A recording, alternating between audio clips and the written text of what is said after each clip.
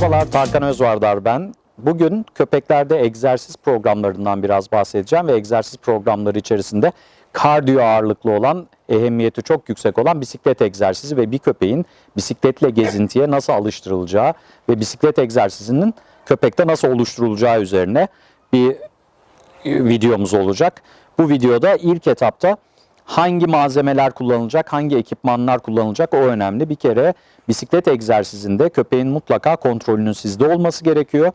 Bisikletle birlikte yaptığınız aktarımlarda doğru materyaller, doğru egzersiz ekipmanları kullanmanız çok önemli. Birinci kural, köpek bisiklet egzersizine hazırlanırken mutlaka tuvalet işini halletmiş olmamız gerekiyor. Yani köpek tuvalet stresinden kurtulmuş olmalı. Öncesinde mutlaka bir serbesti sağlanıp çiş ve kakasını yapmış olmasına özen göstereceğiz. Daha sonra önemli olan nokta, mutlaka göğüs tasması kullanacağız. Bisiklet aparatlarına bağlanacak olan tasmaların kesinlikle boyun tasması olmaması gerekiyor. Çünkü eğer boyun tasması kullanırsak kazalar yaşanabilir, sakatlanmalar yaşanabilir ve köpek boyun tasmasıyla çok daha yüksek tansiyon altında kalacağı için keyifli bir gezinti olmayacaktır.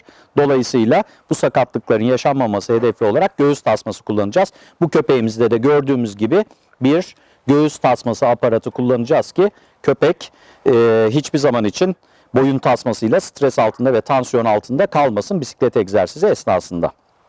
Evet, mutlaka göğüs tasması bilmesi gerekiyor. Diğer aparatta normal kayış kullanıyoruz ama tabii bisiklet aparatına takacağımız için kayış kullanılmayacak. Şimdi yine önemli noktalardan bir tanesi bisiklet. Biz bu tip bir bisiklet kullanıyoruz. Bisiklet olarak köpeğe bisiklet egzersizinde. Neden bu tip bir bisiklet kullanıyoruz? Bir kere önde kadro yok. Kadro olmadığı için sürüş kolaylığı sağlıyor. Özellikle bayanlar çok daha rahat binebiliyorlar. Selesi istediğiniz gibi ayarlanabiliyor. Artı katlanır bir bisiklet. Köpeğinizin eğer oturduğunuz bölgelerde bisikletle gezdirebilmenize uygun alanlar söz konusu değilse, yoğun trafik varsa, risk varsa bu bisiklet katlanabiliyor ve çok küçük bir hale geliyor. Bagajınıza koyuyorsunuz ya da ön koltuğunuza, arka koltuğunuza koyuyorsunuz ve ondan sonra uygun yerlere gidip köpeğinizle bisiklet egzersizi yapabiliyorsunuz. Yine önemli noktalardan biri bisiklet aparatı. Bu gördüğünüz bir bisiklet aparatı Trixie firmasının Alman kökenli bir bisiklet aparatı. İnternette bulabiliyorsunuz. Bunu ısmarladığınızda 2-3 gün içerisinde geliyor. Bu aparatın özelliği de köpeğin özellikle ani çekmeler ya da senkron uyumsuzlukları esnasında bir yay sistemi vardır. Bu yay sistemi sayesinde köpeğin çekmelerini absorb ediyor. Dolayısıyla bisikletle kaza yaşamanız, dengenizin bozulması gibi handikaplı durumlardan kurtulmuş oluyorsunuz. Selenin hemen altına monte ediliyor. Bir kayış sistemi var ucunda. O kayış sistemine de köpeğe takıyoruz. Fakat köpeği bisiklet egzersizine alıştırmadan önce mutlaka bisiklete alıştırmak gerekiyor. Bir alalım köpeğimizi. Lady bu tarafa gelsin. İlk önce köpeğin bisiklete alıştırılması önemli olan nokta. Takmayalım ilk önce. Bisikletin yanında durarak ödüllendirme, birkaç ödül verelim Lady'ye, kendini iyi hissetsin. Bisiklet hafif hareket etse bile Lady'nin bundan rahatsız olmayacak kadar rahat olması gerekiyor. Birinci kural bu. İkinci kuralımız, bisikleti sağ eline seleden tutuyorsun. Köpeğin solunda, kayışta birlikte bir yürüyorsunuz bisikletle birlikte. Evet. Tempolu yürümeye başlayalım. İlk önce bisikletin çıkarttığı sese tolerasyon geliştirmesi gerekiyor. Evet. Güzel. Şimdi dönüyorsunuz. Her zaman dönüşlerinizi köpeğin olduğu tarafa doğru yapıyorsunuz ki bir senkron bozukluğuna bağlı kaza yaşanmasın. Zaten aparat köpeğin bisiklete yaklaşmayacağı şekilde dizayn edilmiş durumda. Köpek bisikletin varlığına alıştırıldıktan sonra ufak ufak egzersizlere başlamak gerekiyor. Mümkün olduğunca düz ve konsantre olabileceği alanlar organize edilmeli ilk etapta. Yokuş aşağı hızlanılabilecek yerler değil, düz alanlar ve de çok fazla yoğun trafiğin ve dikkat dağıtıcıların olmadığı alanları tercih etmekte fayda var ilk etaplarda.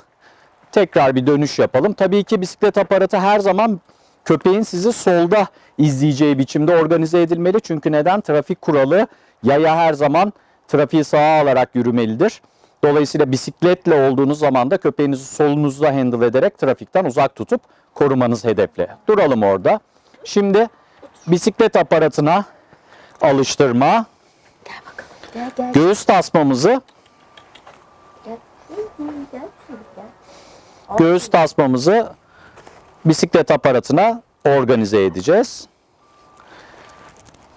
Evet. Göğüs tasmamız bisiklet aparatına takıldı. Şimdi bu tarafa doğru bir organizasyon. Biraz yürüyorsunuz. Aparatla birlikte yürüyorsunuz.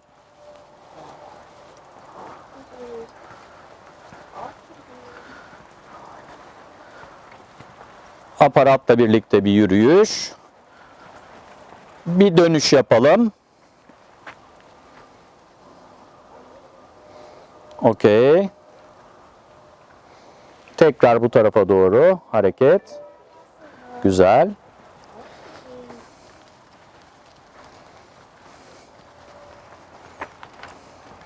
Artık ufak ufak bisiklete binilecek kıvama geldi. Dikkat edin, vücut dili gayet iyi. Arada küçük ödüllendirmeler yapalım. Hadi bakalım. Oo süper. Evet. Aferin sana. Şimdi duralım. Artık bisiklete binmeye hazırız. İlk turlarımızda köpeği mutlaka ilk önce stabilize edip konsantre etmek gerekiyor. Bisiklete binerken köpek hareketli olmamalı. O yüzden otur komutunu veriyoruz. Daha sonrasında bisiklet mutlaka düşük viteste olmalı. Rahat kalkış sağlanmalı senkron için. Ve köpeğimize bir aktarım komutu, yürü diyerek bir aktarım komutu veriyoruz. Evet. İlk önce yavaş modda gezinti ve köpekle konuşarak köpeği de rahat ettirmek. Tabii ki köpeğe bakmamak gerekiyor. Önünüze daha çok bakmalısınız ki bir kaza yaşanmasın.